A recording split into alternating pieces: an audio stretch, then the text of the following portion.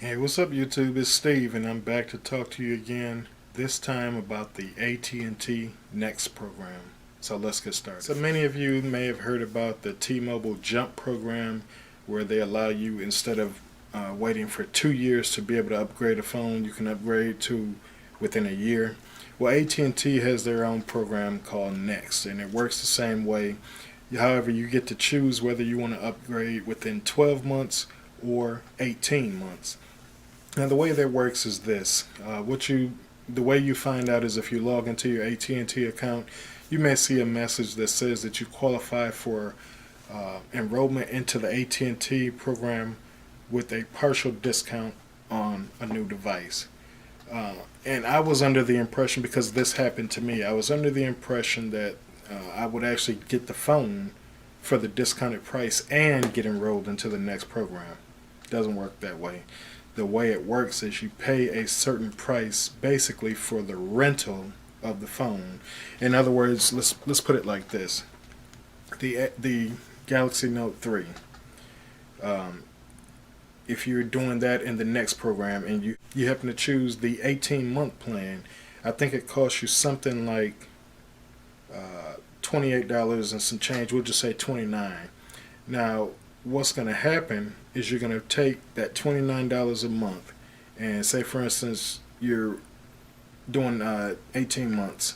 You're going to do 29 times 18. You'll end up paying $522 for the device. However, you don't get to keep the device.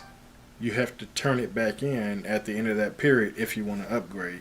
So at the outset, $522 versus the $725 that the phone costs straight out may sound good. It may sound like a savings of a couple $100, but as I already stated, you don't get to keep the phone. You have to turn it back in at the end of that period.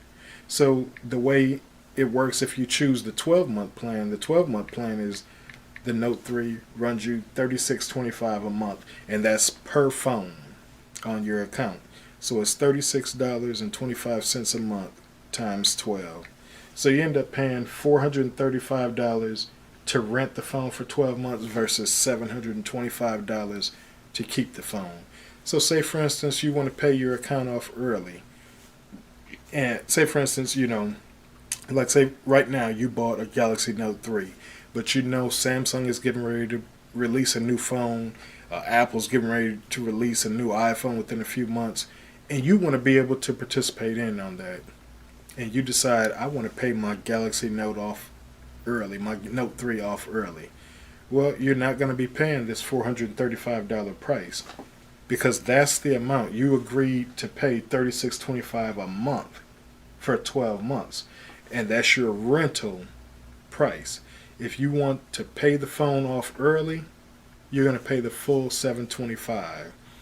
And say you decide after the 12 months or 18 months, however long you're in the next program for. Say for instance you decide, well, I want to keep the phone instead of trading it in. There's nothing good out right now. I think I'll go ahead and keep the phone.